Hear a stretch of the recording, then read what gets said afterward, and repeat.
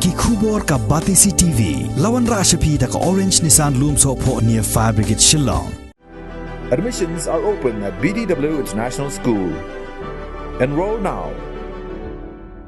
Ki paiba nong song snong jong ke jilla ki bala sakhi dangshen ya ka tamasa ding ni ke Cherry Blossom Festival hagini kita yo bala laino samanta ka kenti ka dakti craft harenkat ka jinge trailang mat ka Meghalaya tourism ka sarkar jilla kan penlong ya ka winter tales ka ban sedang Naduh ka khan rio tarik bat ka ban penkut pan hado ka khat phra tarik ubnai Nohprah arajar arpuai ya ka ban sa penlong awards lake Shillong.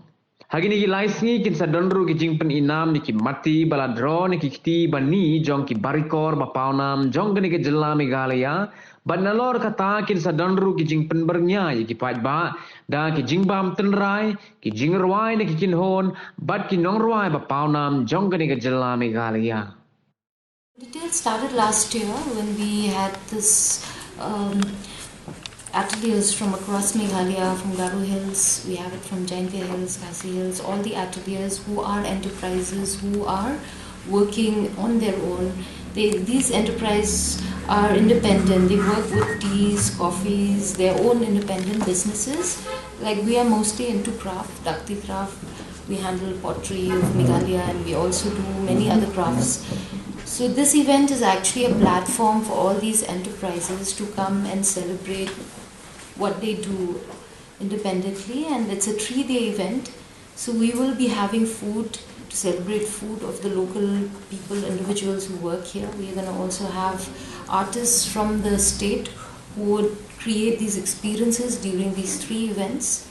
Also, we are highlighting most of these brands who work with very indigenous craft like the rindia from here, the pottery from the Jaintia Hills. We have the Daniel's Aim Ethnic Craft Fashion House who is also into rindia. We have also from Naduh Hills people working with various arts and crafts, be it their textiles and handicrafts.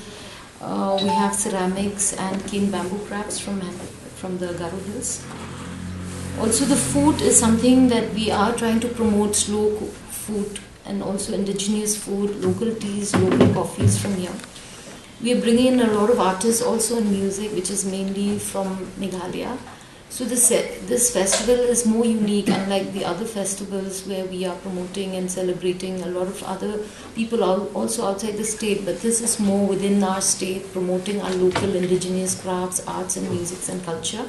It's a 3-day event, and while celebrating this event, Watts Lake is the venue where we thought it would be a very good space to kind of bring in the crowd from the state. We have a ticketed event for these 3 days, and it's mandatory to follow also with regard to the protocols of COVID-19. We are having a very unique way of selling tickets. We are doing mainly purchased online, where we have the entry for booking for these 3 days. And as you can see, we also have the maps to show the people who would want to come in and prevent all the crowding, that happened during the other festivals. So we want to keep it very clean, and this Christmas is actually to celebrate that clean and green Christmas and to bring in all these crafts and artists from Meghalaya to get together, to interact, to experience during this 3-day event. So Winter Tales is all about storytelling. We would be talking more on various connections we have, be it, why we call it a green Christmas. We want to keep in mind that it has to be a clean space where we take care of everything that gets disposed during the festival and create it into an experience. So I think during this festival you'll be able to see that it's a very unique 3-day event. Because it's an outdoor venue where there's a lot of space, so that avoid crowding. And secondly, we have chosen to sell tickets online and pre-booked tickets in different venues in Shillong. So you don't need to crowd over there in large lines to get queues to get tickets.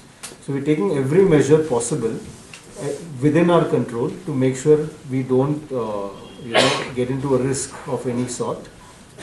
That's why we want cooperation from everyone, even the media, to spread awareness on these information. At the same time, we would generally like public also to be supportive, when they come out for the festival. We have two plans for it. One is in the venue. If you notice in Wards Lake, we have it in the press kit also. Half of the venue will be open for public who don't want to attend the festival, but half the venue is only for people who want to attend the festival. So there will be a ticketing system within Wards Lake. So only those who buy tickets for the event will be allowed inside this part of Wards Lake, so that the general public can always visit Wards Lake, and so this will be a way to avoid extra crowding. So there is a clear demarcation within the venue for those who want to attend the festival and those who are there just to visit the park. That is one. And second is, it's a limited ticketed event. So we are not going to allow entry beyond a particular number of tickets for the day that are sold. That way we will control the crowd.